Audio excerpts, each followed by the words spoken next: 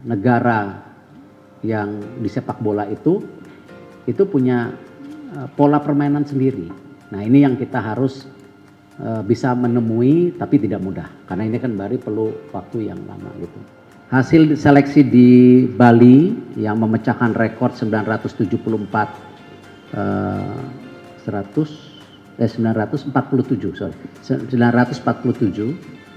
itu kita mendapatkan 11 pemain potensi.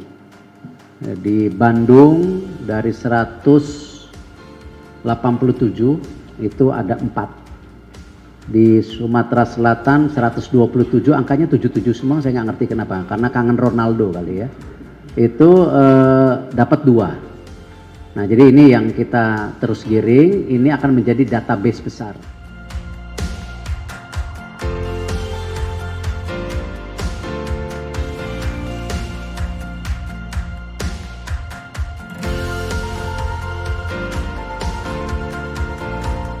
Assalamualaikum warahmatullahi wabarakatuh. Salam sejahtera untuk kita semua. Shalom, Om Swastiastu, Namo Buddhaya, salam kebajikan. Tentu kita baru saja selesai rapat Exco yang alhamdulillah kita sudah punya kesepakatan dan saya juga memutuskan bahwa untuk komposisi komite PSSI tahun 2023 tahun 2027, di mana memang sesuai dengan aturan FIFA itu kan komite harus diisi, ada 14 komite tetap, tetapi di awal saya terpilih, saya juga menambahkan 3 komite ad hoc waktu itu. Di mana tentu untuk komite keuangan, tadi keputusannya kita akan menunjuk saudara Peter Tanuri.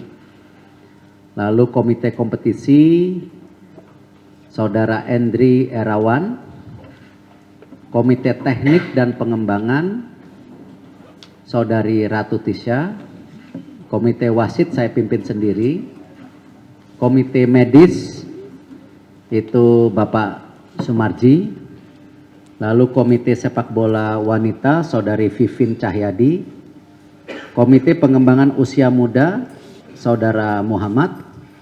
Komite futsal nanti dibagi ya ininya, Bapak Haji Hasnur Sulaiman. Komite hukum Bapak Ahmad Riyad. Komite status pemain Bapak Hairul Anwar. Komite fair play dan tanggung jawab sosial Bapak Juni Rahman. Komite media Bapak Arya Mahendra Sinulingga.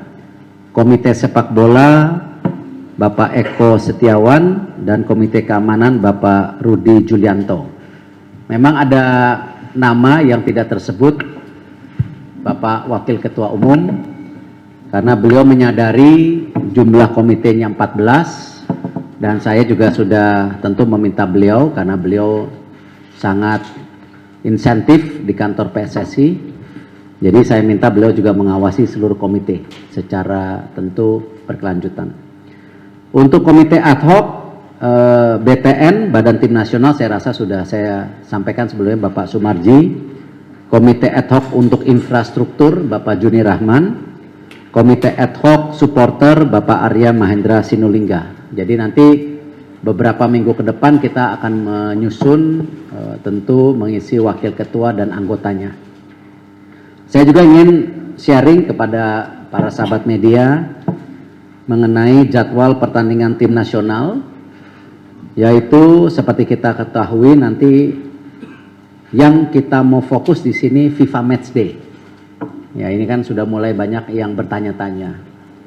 Tentu kita tidak bisa mengisi FIFA Match Day secara seperti sebelum-sebelumnya, di mana bisa mengisi 2 pertandingan. Karena kita mesti ingat bahwa kita ada tuan rumah AFC Asia U23 di Solo, yaitu tanggal 9 dan tanggal 12 kita akan bertanding ya.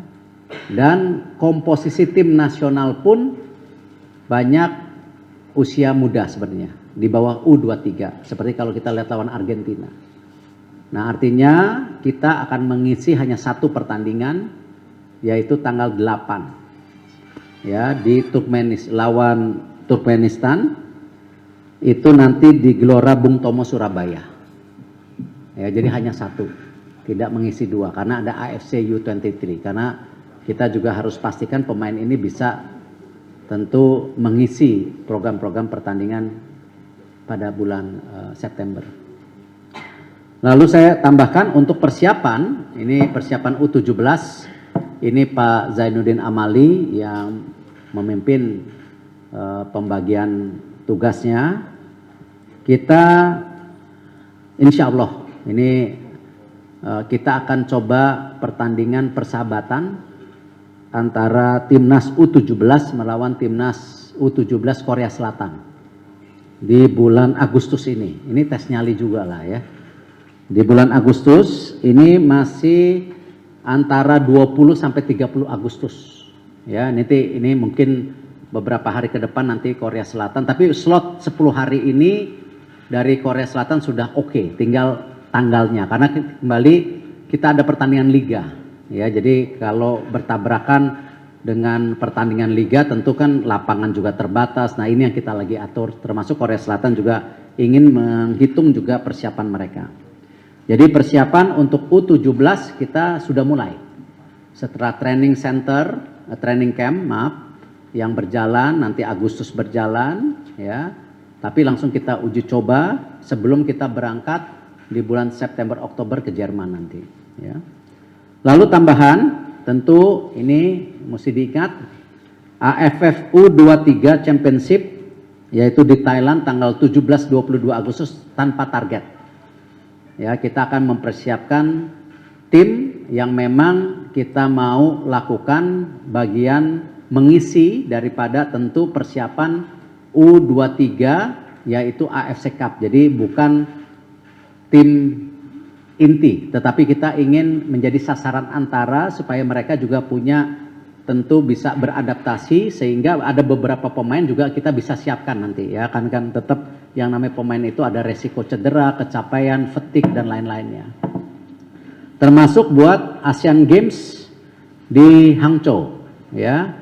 Itu bulan September Oktober. Nah, itu juga sama. Ini sasaran antara. Jadi saya sejak awal kami memberanikan diri ya. Tidak mungkin memaksakan pemain kita bermain di seluruh kompetisi dan mengharapkan maksimal. Mereka juga manusia.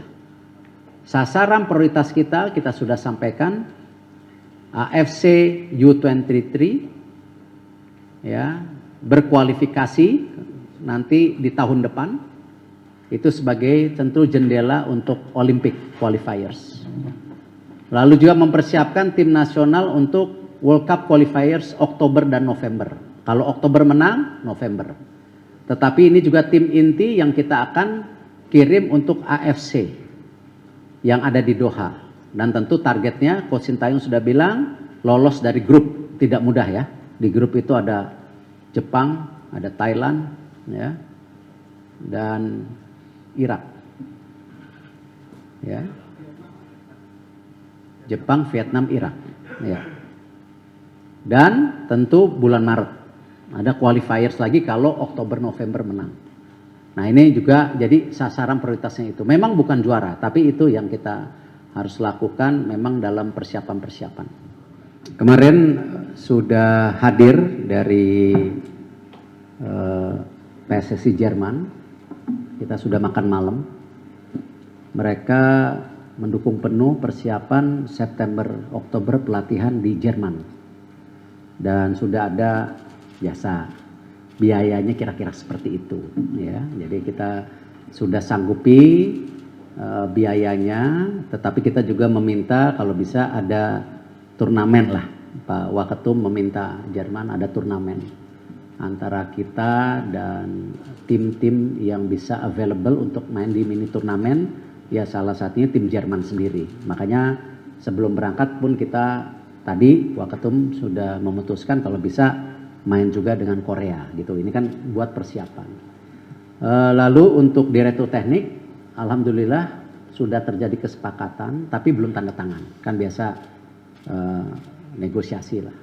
Jadi kalau memang bisa 1-2 hari ini atau awal minggu depan, itu nanti kembali tugas utamanya mendampingi tim nasional selama 4 bulan. Kesepakatannya baru 4 bulan karena kita sama-sama ingin mencoba dulu ya, karena kan kalau direktur teknik itu kerjaan kedepannya tidak hanya sinkronisasi program, tetapi yang terpenting apa?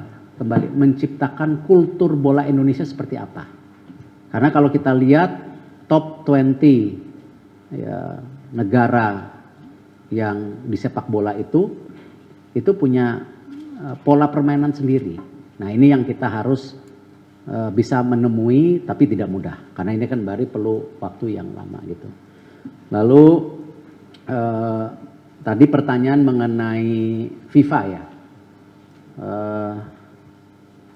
rencana kalau tidak ada perubahan mereka akan datang sekitar tanggal 28 Juli.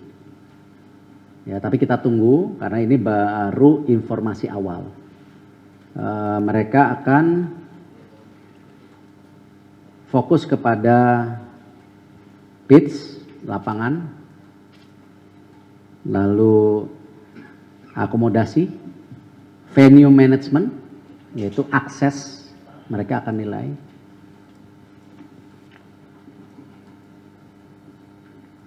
Tim service, jadi bagaimana logistik pindah tempat di babak-babak ini. Ya. Mudah-mudahan kalau tidak ada perubahan 28 Juli. Ya, itu yang saya bisa sampaikan untuk yang tadi pertanyaan buat FIFA. Silakan yang lain. Silakan. Ya. Saya juga akan menghadiri seleksi di Jakarta hari Sabtu dan di Solo hari Minggu. Jadi saya coba hadir 5 nih Pak Waketum dari 17 kota karena rencana di hari Sabtu Minggu ini ada kurang lebih 4 kota. Jadi saya mungkin baru bisa 2 saja. Jadi ini bagian dari seleksi, tetapi kabar gembira hasil seleksi di Bali yang memecahkan rekor 947